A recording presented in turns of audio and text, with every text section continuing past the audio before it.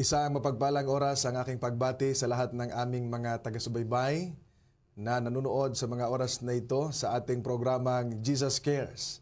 Kumusta po kayo mga minamahal? Ang aking dalangin kayo ay madatna ng programang ito na nasa mabuting kalagayan, merong malusog na pangangatawan at higit sa lahat, merong magandang relasyon sa ating mahal na Panginoon.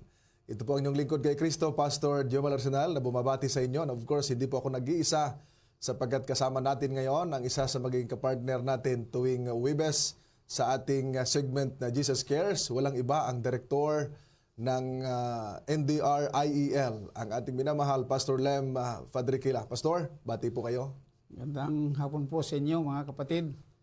Isang mapagpalang panahon ng ating gugugulin sa lugar nito para ay mag-aral ng mga panukala ng Diyos para sa atin. Ayun, maraming salamat Pastor. At of course, sa lahat ng ating mga viewers sa mga oras na ito, kami po ay nakikiusap na pakishare po ng live na ito, mga minamahal, ng video na ito sa inyong mga kapatid, sa ating mga kapatiran, sa ating mga lokal na iglesia, upang ang amin pong pag-aaralan ngayon at aming ibabahagi ay maging kapakinabang o kapakinabangan, maging pagpapala, makatutulong doon sa ating mga lokal na iglesia ang inyong mapapakinggan dito. Sapagkat ang programang Jesus Cares ay atin pong tatalakayin dito ang napakagandang mga paksa patungkol sa care group, Pastor. Sapagkat ito po ay ginagawa ng ating mga lokal na iglesia. Pero bago yan, mga minamahal, tayo muna ay dudulog sa ating Panginoon sa pamamagitan ng ating panalangin. Pangunahan ko na, Pastor. Let us pray. Amang banal, Diyos na makapangyarihan sa lahat, sa mga oras na ito, muli kaming nagpailan lang ng aming tinig. Dalay papurit pa sa salamat sa inyong patuloy na paggabay sa amin. At muli naming hinihiling, Panginoon, ang patuloy na patnubay ninyo at ang kapangyarihan ng banal na Espiritu ang ibuhos sa bawat isa sa amin. Maging pagpapala sa aming mga taga-subaybay, sa aming mga kapatid, ang aming pag-aaralan ngayong mga oras na ito. At patuloy, Panginoon, na ito ay magdadala ng kaalaman sa aming mga kapatiran. Samahan kami hanggang sa matapos sa pangalan ng aming Panginoong Hesus. Amen at amen. Sa mga oras na ito, mga minamahal, atin pong pag-aaralan. Ito po ang unang episode ng ating segment na Jesus Cares. Of course, lagi ninyong abangan ito tuwing Webes ng hapon. At makakasama ko lagi si Pastor Lem sapagkat siya ang director ng NDR-IEL. At of course, sa unang episode natin, ating aalamin ang kahalagahan nitong care group ministry, Pastor. Sapagkat nung ako po ay sa lokal pa na iglesia, ay atin na pong binubuo ito. Naalala ko nung kayo ay nag-seminar doon sa dagatan ng patungkol sa care group. At napakahalaga pala ang care group, hindi yung patulog-tulog, nandun yung maging functional siya. Oo, at talagang napakaganda nito. Kaya ating alamin sapagkat alam naman natin ang ating kasama ay director ng NDR-IEL. Siguro sa mga bagong taga-subaybay, iniisip nyo, ano kaya itong NDR-IEL? At ating ipapaliwanag sa pamamagitan ni Pastor Lem kung ano ito, Pastor. Sabihin mo nga sa amin at sa ating mga taga-subaybay, ano ba itong NDR-IEL? Pastor, yung NDR-IEL ay isang acronym yan. Opo. Siyempre, may mga kahulugan ng bawat litra. Yung N ay nangangahulugang nurture. Yung D ay nangangahulugang discipleship. Opo. Yung R ay reclamation or retention. Dalawang mahalagang bagay yung ma-retain, ma-reclaim. Ayun. Sa loob ng church.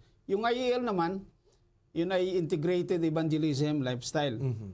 Yan, nangangahulugan na bawat kapatid ay dapat mag-integrate ang bawat isa. Opo. Bawat kapatid ay mayroong kanya-kanyang mga talento, mayroong kanya-kanyang kalakasan.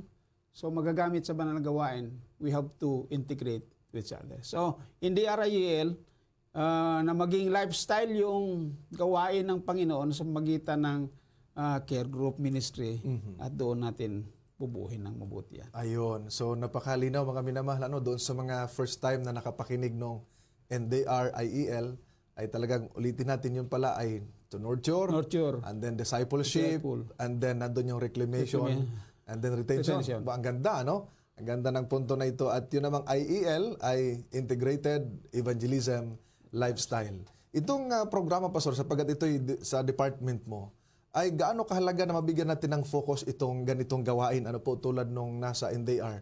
Gaano kahalagang mabigyan natin ng focus yung issue na ito sa ating iglesia? Napakahalaga, mga kapatid.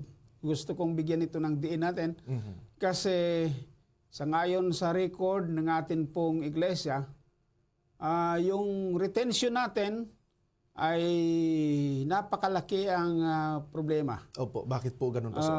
Almost 30%, 35% to 40% ang mga kapatiran natin na pagkatapos na siya ay mabinyagan, nawawala sa church. Oh. May pagkukulang siguro tayo na malaki Ayan ang ating doon alamin. sa mga bagay na yan. So, yan ang dahilan kung bakit inilulunsad natin itong ganito, magkaroon ng kamalayan ng lahat ng mga kapatid tungkol dito. Ayun. So, dito pala mga minamahal ay nakita natin yung after ng baptism, Pastor. Minsan maraming mga nababautismo na eh. Pero gaya ng binanggit ninyo, ayon sa kabuuan ng pagsisiyasat, ay nasa 35 to 40% ang nawawala. So may mga kakulangan, Pastor. Mayroon. May mga kailangang gawin at para magawa yung dapat gawin ay alamin muna yung sanhi. Ano po, Pastor? Oo. So dito ipinakikita, napakahalaga. Dahil binabanggit natin, Pastor, bakit mafokusan natin? Dahil may something na nawawala sa atin. Ako po, kayo din po, nasa distrito dati. Ay marami mga bagay na dahilan at dapat malaman natin kasi yung mga kapatid natin nag-iisip, bakit kaya ganun, nawawala? Ano kaya maging dahilan? So, dito, Pastor, ay merong focus kaya tayong gagawin. Opo. Ay doon sa, gaya na binanggit natin sa NDR, how about doon sa IEL? Actually, yung IEL, nakita natin ang bawat kapatid natin mayroong kanya-kanyang gawain, mayroong kanya-kanyang mga talento na kanyang ginagampanan sa church. Na kailangan natin na bilang mga church leaders, unahin natin na makilala yung mga potentials nila.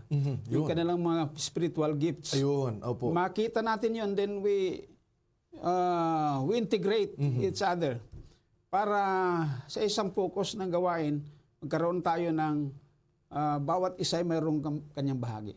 So kapag ka nagkagayon ng church, mga kapatid, nakita ko na malaki ang ating mga gawa at malaking potensyal ang ating may tutulong. May tutulong. Sa church. So dito sa tinatawag nating IEL, Pastor, mahalaga pala yung involvement ng bawat isa. Involvement. Ayun. At siyempre, yung huli dyan na bahagi, yung lifestyle eh. Ayun, oo nga. So once you are involved, Yan. at ginagamit ka ng Panginoon sa gawain, nagiging estilo na ng buhay mo yan. Ayun. Yun ang talagang main purpose natin kung bakit i-involve ang mga kapatid. Less ang problema sa church. Ayun. Pag involve ang mga kapatid, nababago rin tayo sa ating mga sarili. Ayun. At so nakita natin, no, mga minamahal, napakahalaga pala dahil marami yung mga kapatid na nagsasabi, si pastor na lang ang gagawa noon. O di kaya yung mga elders na lamang. So ipinakikita pala doon sa ating pinag-aralan at pinag-usapan ngayon, napakahalaga pala yung involvement ng mga kapatid. Actually, Pastor, yan ang goal natin mga leaders na sabi ng ating propetesa, let the people of God be given work to do. Yan, opo. Pagka nabigyan natin sila ng trabaho at sila na-involve sa gawain, kunti lang problema ng iglesia natin. Ayan, lalo pagka lahat nagpa-participate. Lalo. Opo. At siyempre, Pastor, pag binigyan natin sila ng work to do, ay kailangan natin ng i-equip sila. Yan. Tulad ng inyong mga ginagawa noon. At nagsiseminar kayo doon sa mga, siguro daratingin sa ating series, no? Maraming mahaba yung series natin. Mga minamahal, kaya huwag niyong palagpasin ito. Ay may mga series na gagawin si Pastor. May papahayag natin sa inyo yung kahalagahan nito, Pastor. Opo. Actually, Pastor, double purpose ito. Una, yung mga leaders natin, through this, ma-educate na sila. Ayun. Opo. Then pangalawa, yung mga core team leaders natin, makikita nila na napakahalaga ito. So, pwede rin ang gawin nila sa kanilang mga core team. Ayun. So, sa mga churches. Ayun. So nakita natin. So Pastor, yung NDRIEL, nakita natin yung kanilang yung purpose niya, yung kanyang layunin at bakit ito'y nailunsad. Anong relasyon nito doon sa care group? Dahil ang ating unang episode ngayon, Introduction to Care Group Ministry. So paano natin ma-relate ito, Pastor, sa care group doon sa ating mga lokal na iglesia? Actually, mga kapatid, ganito po yan eh. Yung lahat ng functions na nurture, discipleship, retention at reclamation, walang ibang salita lang na pwedeng magbigkis lahat yan ay care group eh. Ayun. Opo. Yung care group ministry, yun ang pinakang vehicle natin para lahat ng ito ay maabot. Na nurture mo na disciple mo na nagawan mo ng paraan na sila ay tumibay sa pananampalataya. Opo. So, yung care group ministry, yun talaga ang magiging vehicle para maabot natin itong nurture, discipleship, and reclamation. Ayun. Anong kaibahan nito, Pastor, yung care group na ginagawa doon sa kabuuan ng lokal ng iglesia? Actually, isa lang dapat yun. Yun ang ano doon. Opo. Kaya lang kapag hindi lumalabas yung mga kapatid, Ayun. yung actual na trabaho niya, hindi niya nagagawa. Ayun. Kung sa church lang sila, puro lang fellowship, wala siyang outreach, wala siyang mission. Ayun. So, hindi talaga totoong care group ang tawag doon. Parang small group lang sila. Oho. Yung nagki-care, mayroon talagang kinikare. Ayun. Yung care group talaga, may kinikare. Kaya nga ang ating segment ay Jesus Cares. Jesus cares. Oho. Kasi yun talaga ang ating tatakbuhin. Ayun. Yan ang ating gustong maabot, yung paraan ni Jesus Christ kung paano nagki-care siya sa mga tao. Ano ang pinaka main purpose, Pastor, ng care group na ginagawa maliban dito sa ating ginagawang nurturing ganyan? Dahil bago magkaroon ng nurturing, bago magkaroon ng discipleship, mayroon tayong pinakamisyon tulad ng ipinahayag ng ating Panginoong Jesus. Actually, yung care group ay both outreach and enrich. Aba, maganda. Ay mayroong 4 na main ingredients na napakahalaga ang care group. Yun. Nandoon Pahayag yung mo, Pastor. yung fellowship, nandoon yung worship, nandoon yung nurture, nandoon yung outreach. Ayun. So yun napakahalaga na kapag may care group ka, dapat yung 4 na yan ay nagagampanan ng care group. Ayun. Kasi yung nurture, magpapalakas sa mga kasama, Oho. nagdi-disciple din sa kanila. Ayun. Opo. So, yun ang... So doon, Pastor, sa dahil naalala ko yung tinagubili ng ating Panginoong Jesus, kung bakit mahalaga yung nurturing, maganda ma-elaborate mo ito, Pastor. Doon kasi sa Matthew, kaya nakita natin yung 4 na mahalagang bagay na binanggit ninyo. Kasi ang ating Panginoong Jesus, meron na rin sa binanggit ng mga nakaraan para makita ng mga kapatid. Bakit ba kailangan pa ng mga nurturing na yan? Di ba? Ay, hindi ba okay na yung mga... Kasi yung ilan, pagka hindi pa nila masyado naunawaan, ay parang ang hirap. Kasi lalo na pagka ang care group ay nagmi-meeting sila ilang beses sa isang linggo. Halimbawa, isa, meron pang pagsamba. Di ba? May mga ginagawa na ganun. Ang sabi ng ating Panginoong Jesus, mga minamahal, sa Matthew chapter 28, verse 19 hanggang 20, ma-elaborate ni Pastor itong isang panghuling bahagi. Kaya't sa paghayo ninyo, gawin ninyong alagad. So mayroong discipleship, Pastor. Discipleship. Ang lahat ng mga bansa, bautismuhan ninyo sila sa pangalan ng Ama at ng Anak at ng Espiritu Santo. Talatang 20. At turuan silang sundin ang lahat ng mga bagay na iniutos ko sa inyo. At narito ako'y kasama ninyong palagi hanggang sa katapusan ng panahon. Basta may binabanggit dito 2 mahalaga na pwede mong ma-elaborate. Yung una, yung make disciples. Ito ba involved doon sa care group at yung turuan sila? Anong ibig sabihin nito, Pastor? Sapagkat yung turuan silang sundin ang lahat ng mga bagay tapos na sila mabautismuhan. Kaya may nagtanong sa akin, ang sabi ay, alin bang mauna? Yung turuan mo na sila o bautismuhan? O dahil hindi na gets yung ibig sabihin ng turuan, Pastor. Go ahead po. Yung Ebanghelyo kasi, pagsisisi, pagtangkap sa Panginoon, at pwede ka nang babautismuhan. Sangayon sa atas. Ngunit ang sabi doon ay, at turuan sila na ganapin ang lahat ng mga bagay na tinuturo ko sa inyo. Opo. Yun yung napakahalaga. Hindi lang ikinabautisman, kundi ilagay sa puso, sa isip mo na, pagkatapos na conceive mo sa isip mo, Opo. pagkatapos naramdaman mo sa puso mo, ang kahalagahan nito, kikilos ang kamay mo. Ayun. So, yun ang talagang discipleship. Kapag Opo. ka sa isip lang, cognitive level, walang affective level at saka yung psychomotor, Opo. hindi yan disciple. Hindi. Ang disciple talaga ay yung naintindihan, naramdaman, na isasagawa yung gawain. Opo. So, yung atas ng Panginoon ay holistic. Holistic, ayun. Holistic yan. So, mahalaga na maturuan talaga ng gusto ang mga kapatid para ma-internalize nila ito at angkinin kanilang gawain ito. Ayun. Na yung gawain ng Panginoon na iniatas sa atin, na inihabilin sa atin, yun ang talagang dahilan kung bakit ay tinawagan ng Panginoon. Ayun. Sapagkat nung ikaw ay, halimbawa tayo ay naging disciple, ay ang isa sa gawain pala natin, mag-disciple din, Pastor. Tama. At hindi natin magawa yon kung hindi natin naturuan ang ating sarili. Kaya nga ang tawag sa atin, learner. Learner. Opo, Pastor. Yeah, disciple. Go ahead. Pag Opo. disipulos, learner yan, estudyante yan. Oho. So, maliban lang ikaw ay nagsimula na magturo, yun ay apostol ka na. Ayun. Apostol ka na. So, kinakailangan may sheep, may may pagbabago. Ayun. Step by steps, ano? Kung baga, estudyante ka, nag-graduate ka. Ayun, oo. At nagsimula ka ng mangaral, di ba? Tama, opo. Oo. Kaya talaga yan. Si Jesus Christ, 3 years. Oo. Yung mga pastor, 4 years sa college. 4 years, oo. Pero pagkatapos nun, lumalago sila at nagdi-disciple din sila ng iba. So, Oo. yun, Pastor Angko. Apo, at thank you, Pastor. So, mahalaga yung, pag hindi naman pwede ikaw na makapangaral na hindi mo alam yung ipangangaral mo. Tama. Opo, tsaka hindi madedevelop pala, Pastor, yung iyong spiritual gift at yung kaalaman mo kapag wala yung nurturing, Pastor. Totoo yun. Opo, dahil halimbawa after ng baptism, Pastor, bakit mahalaga yung nurturing? Dahil nabanggit nga natin, doon sa pagsisiyasat ay nasa 35 to 40% mawawala. Oo, tama. Ay bakit mahalaga yung nurturing, Pastor, na ginagawa natin maliban sa discipleship? Kung na-internalize sa sarili niya, naintindihan niya, kumbaga, naitanim ng malalim. Yun, opo. Doon nagsisimula talaga yung yung realization. Mhm. Pag hindi mo naintindihan at hindi ka nakapagsabi nga, ha? Ganun pala yun. Mhm.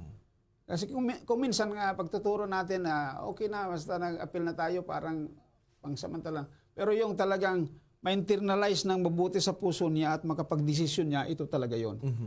Then, hindi pa tapos ang ating gawain doon. Oo. So, it takes time na ma-develop mo talaga yung mga bagong binyagan. Kaya nga yung nurture program dapat may sagawa sa bawat churches. Kaya mayroon tayong tinatawag, Pastor, na new members class.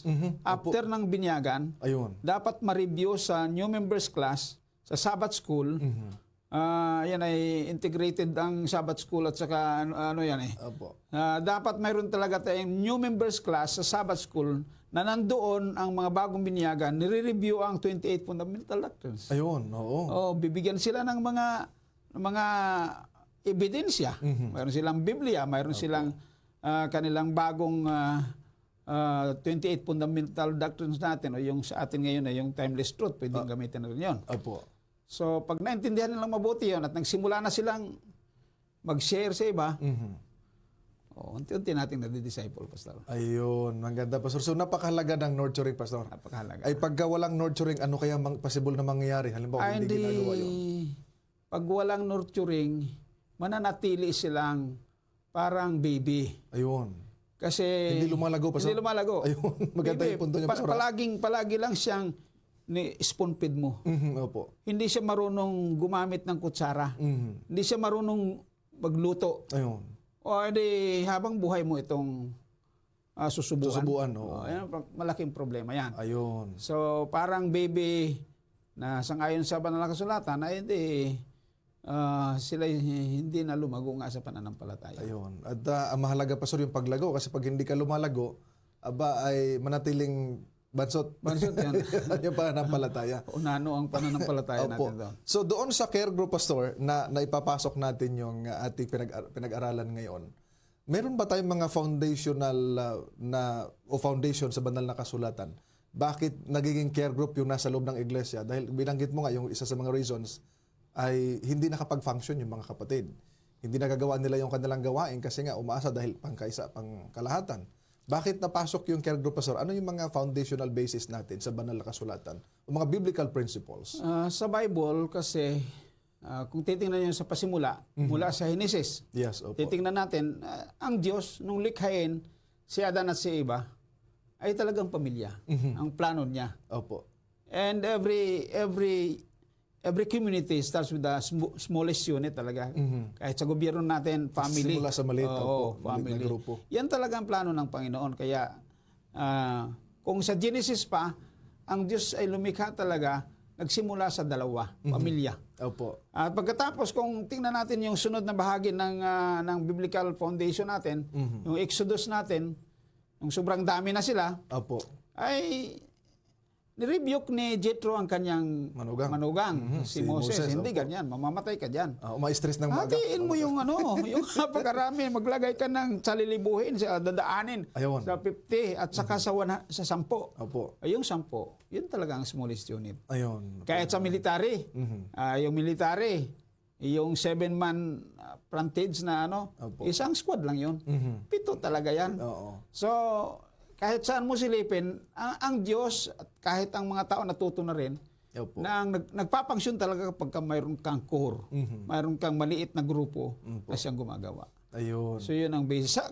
Kay Jesus Christ. Sa kanyang panahon. Sa kanyang panahon na. Opo. Sa New Testament, si Jesus Christ, 12 lang talaga. Bagaman ang dami niyang mga tagasunod. Opo, marami. Libo ang tagasunod niya. Pero pumili siya, Pastor. Pumili lang siya ng 12. Na dinidisciple niya. Na yun talaga ang kanyang tinutukan. Kasi kapag tinutukan mo yan, mabagal yan, kaya lang mabilis. Oo. Mahina yan, pero malakas. Malakas. Anong ibig sabihin? Yan. So, yun ay mahalaga natin bigyan ng diin. Kasi, mabagal pero quality. Kaya pag quality yan, kahit kaunti, Ayan. malakas yan. Ayun. Matibay yan. Kaysa marami, mabilis naman. Mabilis mawala. Pagka mayroon kang isang kasabihan, do not spread your butter, sabi doon, in so thinly. Huwag mong ipapahid na napakanipis yung iyong butter. Huwag mong damihan na ibig sabihin nun, parang idiomatic expression. Opo. Huwag mong dadamihan yung tinapay na papahiran mo ng ganun lang kakapal na palaman. Palaman, opo. So, kunti lang pero solid. Solid. Ayan ang puntos doon. Ayan. So nakita natin mga minamahal doon pa lang sa biblical foundation ng mga community di kaya care group ay nakita na natin at first the creation ay may family na nilikha ang Panginoon. And then sa panahon ni Moses, Pastor, ang hirap palang dalhin kapag marami. Ay sobra. Opo, ay nasakit si Moses sa sobrang dami ng kanyang pinangunahan. Nagrereklamo na. Opo, mabuti na lang meron siyang biyanan. May biyanan. Maganda rin, Pastor, may biyanan. At saka spiritual na biyanan. Iyan, oo. Iyan, Kasi yung kanyang... Pare yun eh. Oh yes, yung kanyang father-in-law ay priest. Oo. At napakaganda. Dahil nung pinaghati-hati ito, Pastor, ginagrupo siya, meron siya mga leaders. Opo, dahil hindi naman pwede, iwan mo yung 10 dyan. Hayaan na kayo, bahala na kayo mag-usap dyan. By tribes. Opo, merong leader sila na inilalagay, Pastor. At dito yung nakita natin, mas effective pala, Pastor, pag medyo maliit. Mas effective. Opo, mas effective yung paano niya, Pastor, naging effective siya. Kasi, bigyan mo ako ng kaunting tao. Yung kaunti na yun, magkakalapit lang. Mas madali Mas madali. Kasi 1,000 aking kakausapin, ang lakas ng boses ko pagkatapos hindi naman marinig sa likod. Nagkakagulo pa doon, Samantalang ito, nakapalibot lang sa akin. So, kuhang-kuha nila yung sinasabi ko. So, kung sa military pa, ito yung talagang iyong, kumbaga, solidong, yan. Ayan, opo. Mas madali ma-relay yung gustong ipabatid, ang mensahe.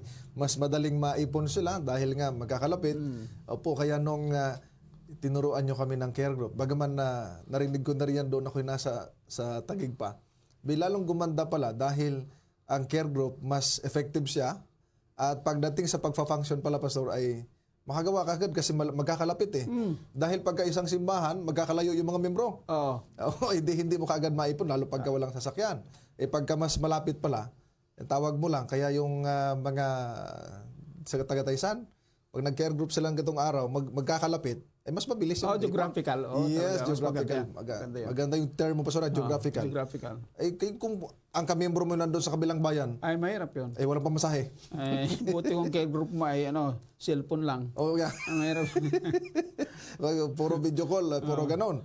Ay napakahalaga mga minamahal. Yung nurturing, una, Pastor, para ma-equip, mapatibay, at mag-grow yung mga kapatid. And then para pagka sila'y na-nurture na, at na-learn na nila, na-educate na sila doon sa itinuro, lalo na sa ating iglesia, ay meron ng discipleship na gagawin. Kasi na-disciple na sila, Pastor. Tama. Opo, so may discipleship na gagawin. Kaya nga, meron tayong ginagawa minsan sa care group, yung bawat membro mag-i-invite ng may ikikare sila.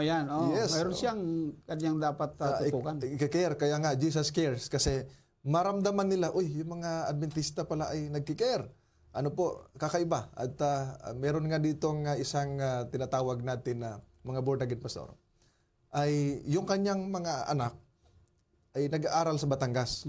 Pagkatapos ay yung kanyang boarding house, nag-aaral na yung kanyang panganay, ikalaw nakagraduate na. Yung ikatlo, ikaapat ay nandun ngayon. Ayun pala nanonood sa programa natin. And then, nalaman nila nung pangatlo na ay Adventist pala.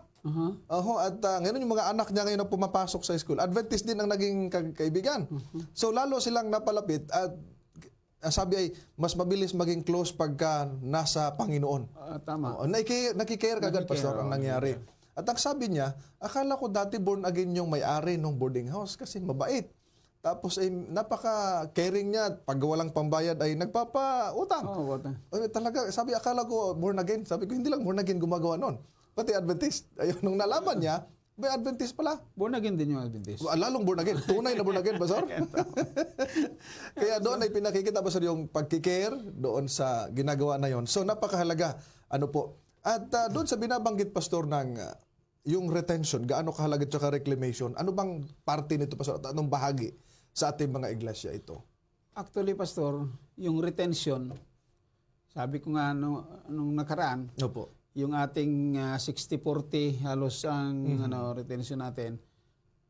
Sobra pa doon, yung iba mga churches, talagang nawala lahat. Ayun. Kasi kung nawala na yung mga kasama nila, kung minsan nahakot lang kasi sila nung panahon ng pangangaral. Wala namang care group na nag-alaga sa kanila. Wala, oo. Pagkatapos ng pangangaral, walang nag-follow up sa kanila. Yes, oo. So nawala na talaga sila. So ito ang napakabuti. Kapag ka nasa care group ka, pagkatapos kang mabautismuhan, mayroon pa rin mag-aalaga sa iyo, tuloy-tuloy lang. Tuloy-tuloy, oo. Hanggang sila makatayo. Oo. Ikaw ay ngayon ay listener, Ayun. pero ikaw ay partner ko. Sa sunod, ikaw na ang associate ko. Ayun. Pagkatapos nag-multiply yung Ayun, grupo, dumami, opo. yung associate ko na bagong binyagan, siya na ngayon leader din. Leader na. Kasi Diba? dumami, nag-extend. Opo. Yan ang ano doon eh. So, napakagandang isipin na pagka mayroong care group at mayroong nurture program, dito may isip mo rin yung ating mga nag-backslide na ganun, ay kinakailangan hanapin natin kaya yung reclamation. So, yung reclamation, noong mga nakaraang taon, ngayong taon, nakita natin, may 200, may 300 tayong na-reclaim. Dahil care group, nakita nila, ang karamihang nawawala kasi yung samaan ng loob. Pero pag mayroong grupo na nagmamahal, nawala ang sama. mawawala yun. Kasi mararamdaman ulit nila yung dating init. Ayun, oo. Pagkikare ng mga kapatid. Ayun. So, ano bang mga pwedeng gawin, Pastor, ng mga care group para doon sa reclamation? Kasi napakahalaga nun dahil yun ay mga backslider na. Yun ay nawala at iba't iba yung rason. At isa doon sa rason, binanggit mo yung sama ng loob. O di kaya ay kung ano man ang kanilang karanasan. Para sila ay ma-reach out ng care group. Dahil ang care group ay ginagawa nating hindi lang functional, kundi missional. Ay ano ang pwedeng gawin ng care group, Pastor, sa mga care groups na nanonood ngayon? Di ba? Yung ating pamagat, Pastor, Yes. Jesus cares, di ba? Opo, Pastor. Christ method alone. Ayun, maganda. Wala nang iba eh. Christ method alone will bring true success in reaching the people. Opo. Christ mingle with men as one who decided good. Ayan. He sympathized with them. He ministered to their needs. He won their confidence and bade them follow me. Follow me. Oo. Actually, kung yan ang nagawa natin sa ating mga care group, Opo. na yung may sakit, Dinagalaw. abutin natin. Sabi naman sa Bible ako yung nagutom, hindi mo ako pinakain. Ako yung nauhaw, hindi niyo ako pinainom. Correct. Nakulong ako, hindi niyo ako dinalaw. Nagkasakit, hindi niyo ako pinuntahan doon. Kailan, Panginoon? Hindi. Ngayon, dapat nating maintindihan ito. Ayun, oo. Practical na buhay ito eh. Sa care group natin magagawa na. Ayun, maganda, Pastor, no? Dahil yung binanggit ng Panginoong Jesus, ayun yung second coming na yun, ba't hindi naligtas? Pero yung mga naligtas, hindi nila alam na, Panginoon, kailan? Hindi namin alam na nagawa namin sa iyo yun. Ang sabi noon.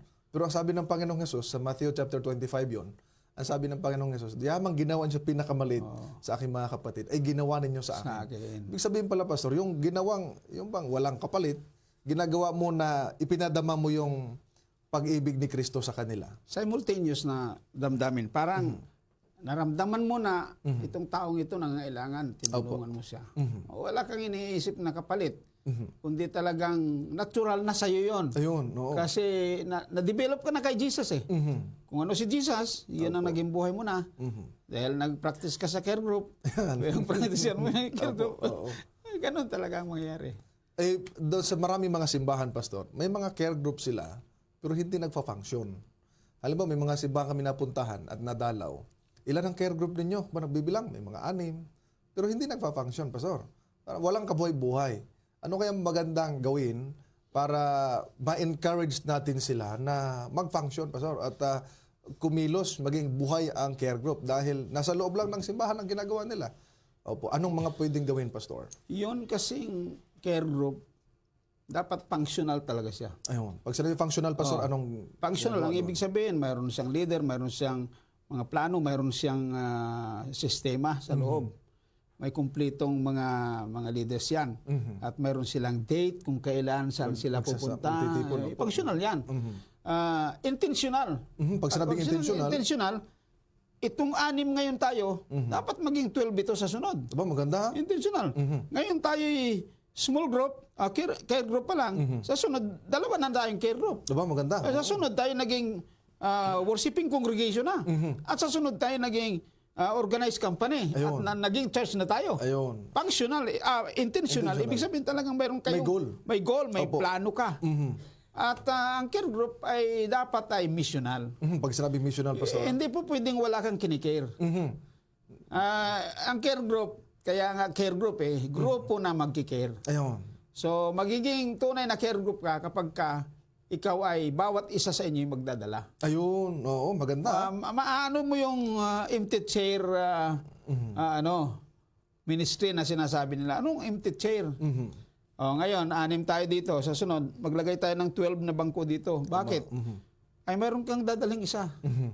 Intentional yon. Intentional, oo. Dapat magdala ka talaga ng isa kasi naglagay ka ng bangko Ginawa, bago umalis kayo doon sa pagpupulong Opo. ninyo, ay nagsabi kayo na sa sunod, magdala tayo ng isang iuupo natin dito sa nilagay nating bangko. Talagang Talagang missional. missional talaga siya. Opo. Malaga yung, Pastor. So, ilang bahagi yung, Pastor, na mahalaga sa care group? Una ay functional.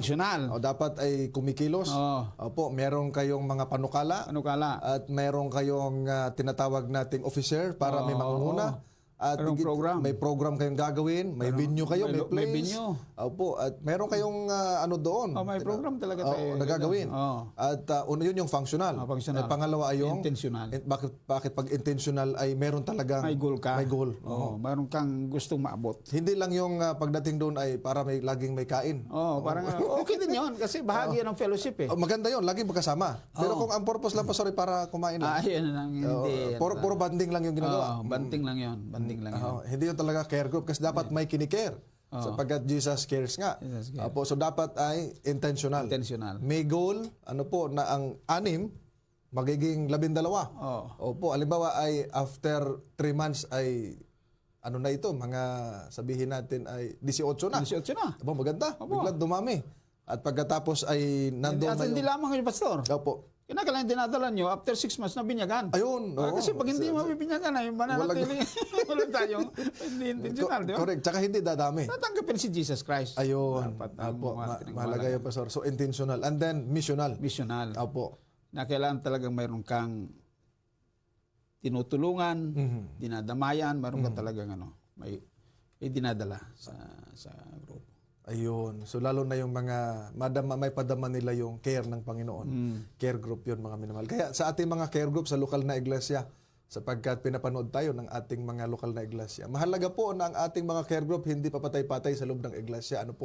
Kung may nabuo na care group, ang bawat iglesia, kung ilang care group man yan, dapat buhay ang care group, Pastor. Amen. Opo. Buhay ang care group, nagpa-participate at nandun yung tatlo. Maging functional, maging intentional at missional.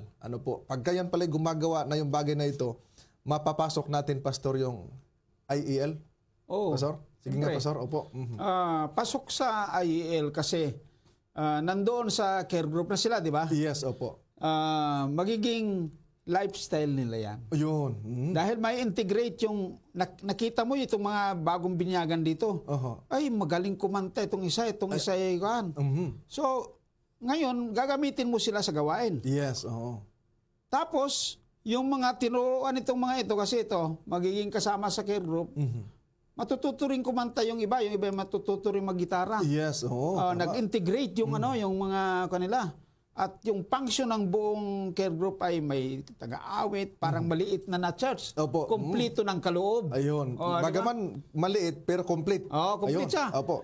Parang maliit na church, mayroong tagapagsalita, mayroong tagapagturo, mayroong taga-lecture, mayroong taga-awit. Opo. Yeah. Parang isa, pag nag-integrate lahat ng mga talento at mga spiritual gifts ng mga kapatid, at yun ang bahagi na kanilang gagawin, magiging lifestyle yan. Magiging lifestyle. Ayun. Ang cycle yan magiging cycle. Opo, lalo na kapag tuwing weekly sila, gumagawa tulad sa atin, weekly ang ating programa. Weekly din sila gumagawa. Yung natutunan nila rito, abay, ginagamit doon sa weekly din nilang pagpupulong, Pastor. Tama yan. Oo, abay, napakahalaga pala. So, pumapasok, napapaloob dito, Pastor, yung iyong programa, yung department sa lokal ng iglesia. Tama. Paano, Pastor, yung mga simbahan na wala pa mga care groups? Kasi mayroon akong napuntahan, sabi ko, ilan ang care group dito? Nagtanongan yung dalawang elder. Wala tayong care group. Dahil walang care group, Pastor. Kung gusto nilang gumawa ng paano, Pastor, yung proseso, at least malaman nila, gusto natin alam mo, nagustuhan nila yung ating programa, Jesus Cares, maganda. Actually, in fairness, Pastor. Pastor. Opo. In fairness, yung mga church, parang nakita ko na unti-unting nagka-catch up. Ayun. Kasi nung una, ay parang care group lang na hindi talaga functional. Yes, ngayon, nabibilang ko 627 yung care group na functional. Wow. Sa ngayon, sa mga pastor, hindi ko alam kung talagang kung yun. Pero yun ang report. Yun ang report. Opo. Ngayon, mayroon tayong binubuo na core team, pastor. Opo. Itong core team na ito sa bawat probinsya, ito sila yung mga trainers. Core team of trainers sa bawat probinsya. So, yung lahat ng mga churches, lahat ng mga district na mabagal yung paglago ng mga care groups nila, sila ang titingin, sila ang tutulong. So, of course, nandiyan tayo. Nandiyan tayo para kung kailangan nila yung ating tulong sa kanila, darating tayo dyan, magti-training tayo dyan. Then, unti-unti lang, Pastor. Ayun. Palagi ko yung magagawa. Tama, Pastor. So napakalaga pala, dahil lalo na pagka yung gusto hindi pa nabuo yung care group, ay mabuo na kaagad. Dahil ang panahon nagtutumulin. Tama. At higit sa lahat ay yung mga napapakinggan, natutunan ninyo, may apply ninyo yan. Lalo na yung binanggit mo pa kayo na, Pastor, na Christ method alone. Christ method. Ang ganda, Pastor, Dahil ang ating Panginoong Hesus, nung ginawa niya ito, Pastor, naging effective.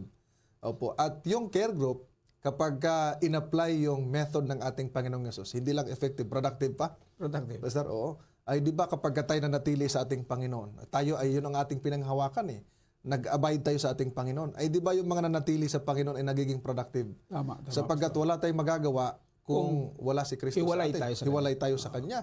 Kaya pagka nabuo ang care group, dapat Christ ang sentro dahil Jesus cares. Sa bawat pagpupulong ninyo, may padama ninyo yung pagmamalasakit ng ating Panginoong Jesucristo. Amen. Opo. So, dito, Pastor, bago tayo magwakas dahil ang oras natin ay pabilis na. Ano po ang mga pwedeng ipayo natin doon sa mga kapatid natin sa lokal ng iglesia na ang kanilang care group ay nandyan na at pagkatapos hindi pa nagfa-function, ano ang pwedeng i-encourage natin doon sa mga leaders? Ano po? Ano kaya, halimbawa ay may mga conflict sila, ano kaya pwedeng maipapayo natin na hindi maputol yung programa ng care group? Actually, Pastor, mahirap talaga. Mahirap magsimula talaga. Mahirap magsimula, lalo tigit kung maraming problema ang church. Kaya, una nga dapat ay may revival. Ayun. Sa revival ng church, anong ginagawa doon, Pastor? Kinakailangan na magbukasan. Sa Bible ay may 200 plus na mga talata ng one anothering. Yung one anothering na yan ang unang dapat ginagawa ng mga grupo. Opo. Love one another, support one another. Yan ang dapat, actually sa ating mga pagbubuo ng care group, dapat bago lumabas talaga, mayroong payo dyan ng mga 3 buwan na mag one anothering muna. Ayun. Mga kapatid. At yung mga churches na wala pa talaga, magsimula sila sa konti lang. Small. Opo. Start small. Kasi pagka you start big at hindi naman quality, ayun, piliin mo lang muna yung mga masisigla, yung mga yan ang unang mong core sa church. Yung core team na yan, halimbawa 8 o 7, ang una, Then nahati sa dalawa, naging dalawa ng grupo. Opo. Then naging apat. Ganun lang 'yon. Pagka dumadami na sila, hatiin sa dalawa. Ganun. Yung associate naging leader na. Ayun. Ayan, ganun. So, napakalaga pala no, mga minamahal na mga kapatid natin na nanonood ngayon, ang pagsisimula, ano po, sapagkat pag hindi sisimulan, wala tayo. Wala. Walang mangyayari, Pastor. The journey of 1,000 miles, sabi doon, starts with a single step. Ayun. Pagka ikaw ay nagsimulang humakbang, kahit nga sa pagpapagawa ng mga churches, dapat magpasimula kang magtayo ng haligi. Dahil pag wala, di Pundasyon, wala, may pundasyon pundasyon, talaga. walang mangyayari. Ano po, at higit sa lahat ay hindi lalago ang iglesia, hindi lalago yung, of course, yung ating faith, and then yung dami. Hindi lang sa quality, kundi sa quantity, ano po. Gaya ng binanggit ni Pastor Lem kanina, di bali ng mabagal, basta quality. Quality. Opo, kasi dahan-dahan, dumarami yan. Kaysa biglang mabilis ang baptism, tapos nawala pagkatapos. Dahil ang kulang, yung binanggit ni Pastor kanina, nurturing. Sa bawat bagong mga kaanib, huwag agad isabak doon sa di ba? Na hindi naturuan, Pastor. Halimbawa, sa nurturing, Pastor, ay tinuturo pa paano mag-pray, paano magbasa ng Bible, kasi yung ilan hindi pa alam kung ano yung chapter at verse. Di ba? Lalo na pagka mass baptism. O di kaya ay hindi pa alam kung paano gagawin doon sa harap. Binaalala ko doon sa amin, hindi ko kasi alam yung care group, Pastor. Ay sa amin ay merong nabautismuhan na nung unang Sabado niya, hindi dumating yung naatasang mag-pray.